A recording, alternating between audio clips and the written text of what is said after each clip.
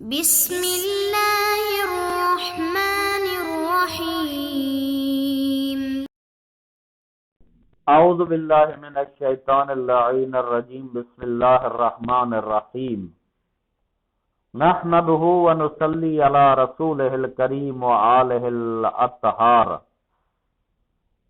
عزیز طلاب کرام، کتاب توضیح المسائل کے اسباق ہم مسلسل پڑھ رہے ہیں، جن اسباق میں سے آج ہم سبق نمبر 116 شروع کر رہے ہیں کہ جس کا عنوان ہے اجارہ کے متفرق مسائل۔ یعنی یہاں تک ہم اجارے کے شرائط، مستاجر کی شرائط، جو چیز ہم اجارے پر دے رہے ہیں اس کی شرائط، یہ ساری چیزیں یہاں تک ہم پڑھ رہے تھے۔ البتہ یہاں سے ہم ان ساری چیزوں کے بارے میں جو بعض مسائل رہ گئے ہیں ان کو پڑھنے کے لیے متفرق مسائل، یعنی مختلف مسائل اس میں شامل ہوں گے اجارے کے حوالے سے۔ تو آئیے شروع کرتے ہیں۔ مسئلہ نمبر 2160۔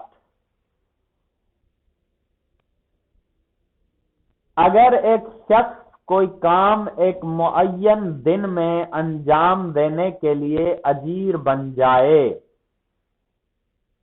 اور اس دن وہ کام کرنے کے لیے تیار ہو جائے، تو جس شخص نے اسے اجیر بنایا ہے، خواہ وہ اس دن سے کام نہ لے، ضروری ہے کہ اس کی اجرت اسے دے دے۔ کہیں گے مثلا وہی پہلے والے مسئلے کی طرح ہے کہ مثلا کوئی شخص ہے، کسی معین دن میں اسے کام انجام دینے کے لیے اجیر بنائے، اور وہ معین دن مثلا آ جائے اور کام کرنے کے لیے کام کرنے والا اجیر جو ہے وہ تیار بھی ہے، لیکن جس نے اجیر بنایا ہے اس نے اس دن اس سے کوئی کام نہیں لیا۔ اب جو اجیر بنا تھا وہ کام کرنے کے لیے تیار بھی ہے، دن بھی پہلے سے معین ہے، لیکن اجرت پہ لینے والے شخص نے اس سے کوئی کام ہی نہیں لیا، تو چاہے اس سے وہ کام لے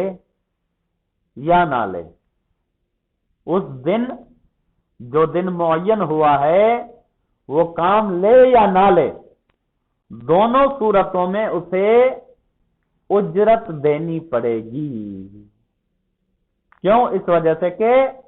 وہ اجیر بن چکا ہے اور وہ اس کے انتظار میں ہے، اب وہ کام نہیں لیتا۔ جیسے کہ پہلے ہم نے مثال دی تھی کہ وہ گھر سے فائدہ اٹھائے یا نہ اٹھائے، فائدہ اٹھانا اس کے ہاتھ میں ہے، اب نہیں اٹھاتا تو وہ اس کی اپنی مرضی ہے، البتہ اسے اجرت اس کی دینی پڑے گی۔ اسی طرح یہاں پہ بھی اگر اس سے بندے سے کام لیتا ہے تو ٹھیک ہے، اگر نہیں لیتا تو بھی اسے اجرت دینی پڑے گی۔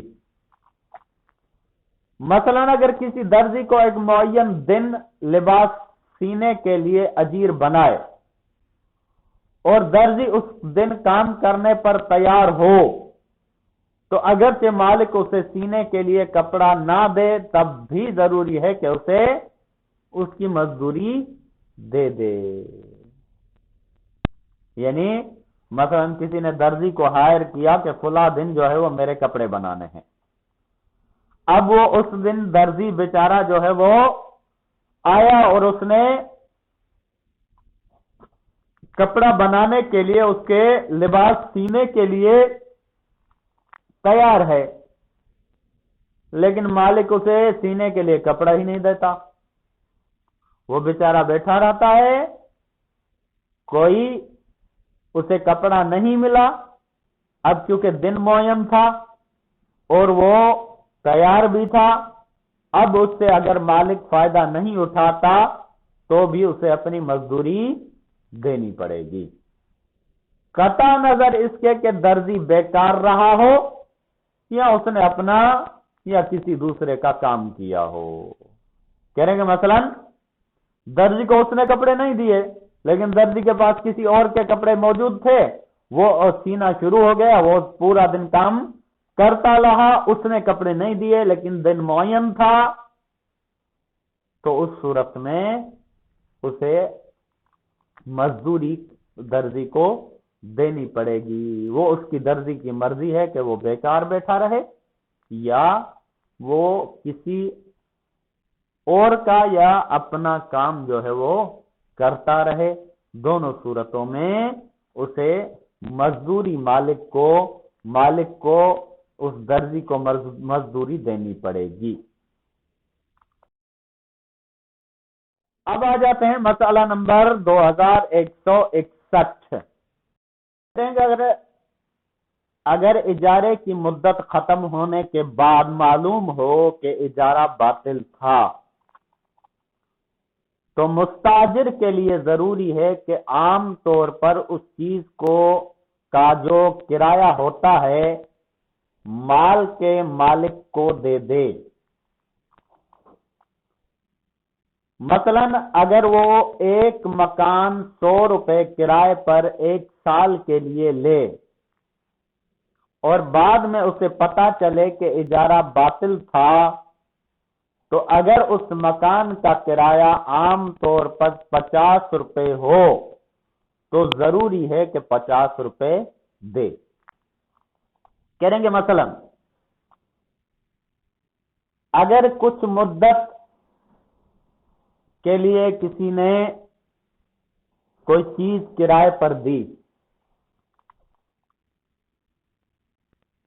جب وہ مدت کرائے کی ختم ہو گئی، بعد میں پتا چلا کہ وہ اجارہ جو ہم نے کیا تھا وہ تو باطل تھا، تو کہتے ہیں کہ مستاجر کے لیے ضروری ہے کہ عام طور پر اس چیز کا جو کرایہ ہوتا ہے مالک کو دے دے۔ کہتے ہیں کہ مثلا فرض کریں،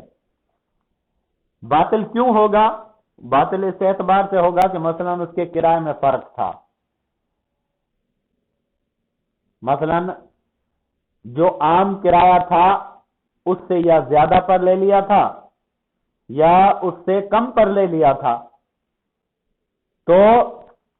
اس صورت میں مدت ختم ہونے کے بعد پتا چلا کہ ہمارا اجارہ تو باطل تھا، تو کہتے ہیں کہ جو چیز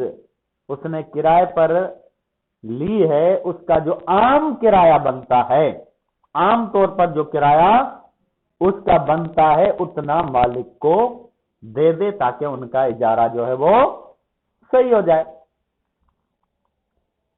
خود مثال دیتے ہیں کہ جیسے کہ مثلا مکان کسی نے کرائے پر 1 سال کے لیے لیا ہو اور بعد میں اسے پتا چلے کہ اجارہ باطل تھا، اگر اس مکان کا کرایہ عام طور پر 50 روپے ہو تو ضروری ہے کہ 50 روپے دے۔ اس نے لیا تھا 100 روپے میں اور عام طور پر اس کا کرایہ جو ہے وہ 50 روپے تھا،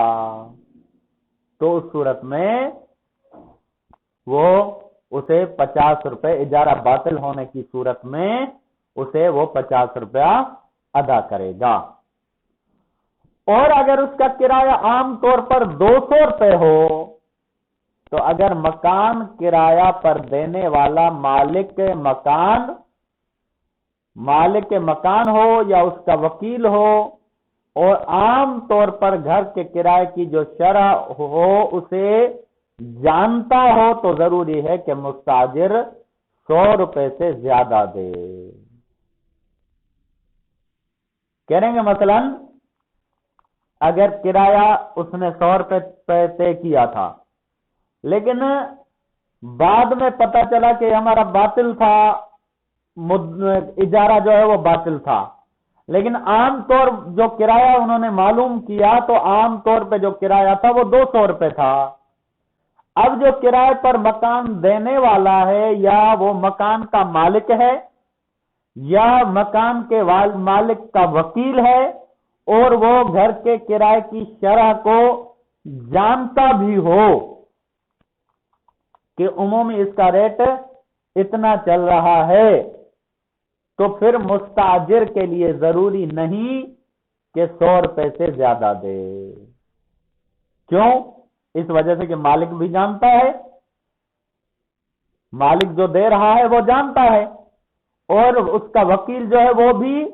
جانتا ہے، کرائے کو جانتا ہے، اور خود دے بھی مالک رہا ہے یا اس کا وکیل دے رہا ہے، کوئی اور نہیں دے رہا،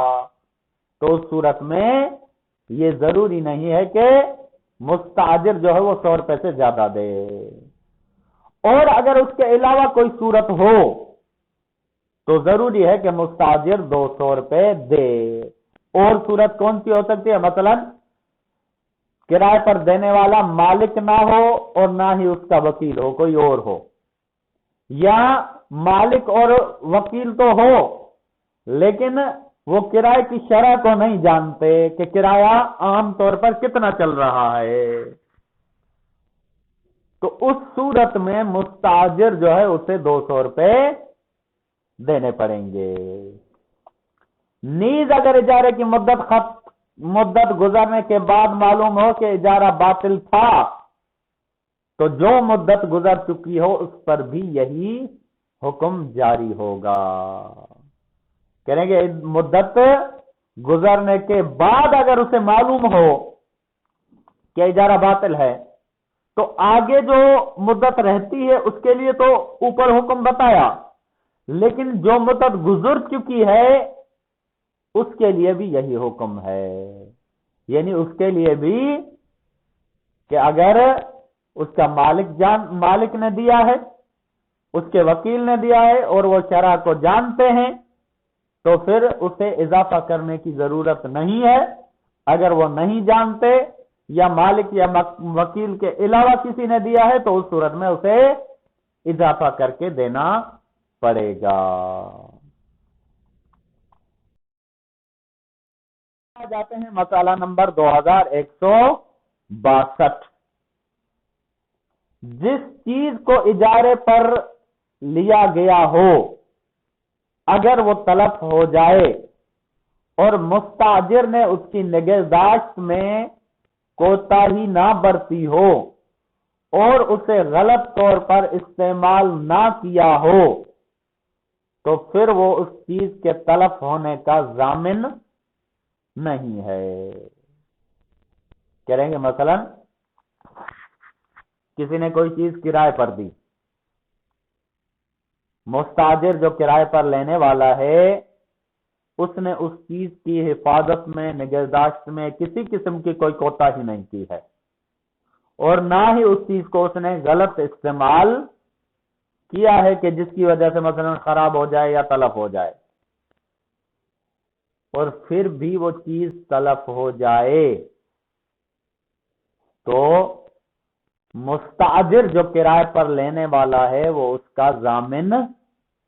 نہیں ہے۔ کیوں؟ اس وجہ سے کہ اس نے کسی قسم کی کوتاہی نہیں برتی اور نہ ہی اس کو غلط استعمال کیا ہے۔ کہہ رہے ہیں کہ مثلا مثال دے رہے ہیں کہ اسی طرح مثال کے طور پر اگر درزی کو دیا گیا کپڑا تلف ہو جائے تو اگر درزی نے بے احتیاطی نہ کی ہو اور کپڑے کی نگہداشت میں بھی کوتاہی نہ برتی ہو تو وہ ضامن نہیں ہے۔ درزی نے پوری حفاظت کے ساتھ اور بے احتیاطی کے بغیر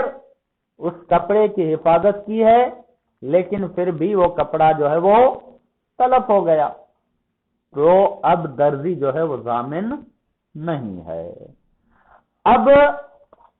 اس کا الٹ لے لیں، مثلاً اگر اس نے کوتاہی برتی ہے یا مثلاً اس نے اسے غلط طرح سے استعمال کیا ہے، یا جیسے کہ درزی ہے، درزی نے بے احتیاطی کی ہے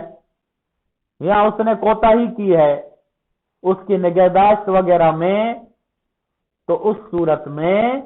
وہ درزی یا وہ شخص اس چیز کا ضامن ہوگا۔ یہ اس صورت میں ہے کہ جب اس نے اپنی طرف سے پوری کوشش کی ہے حفاظت کرنے کی، اب بھی اگر وہ تلف ہو جائے تو اس صورت میں وہ ضامن نہیں ہوگا، کیونکہ کوئی بھی چیز جو ہے وہ مالک سے بھی تلف ہو سکتی ہے، کرایہ دار سے بھی تلف ہو سکتی ہے، اس میں کوئی بڑی بات نہیں ہے، البتہ جب وہ اس نے کوتاہی نہ برتی ہو تو۔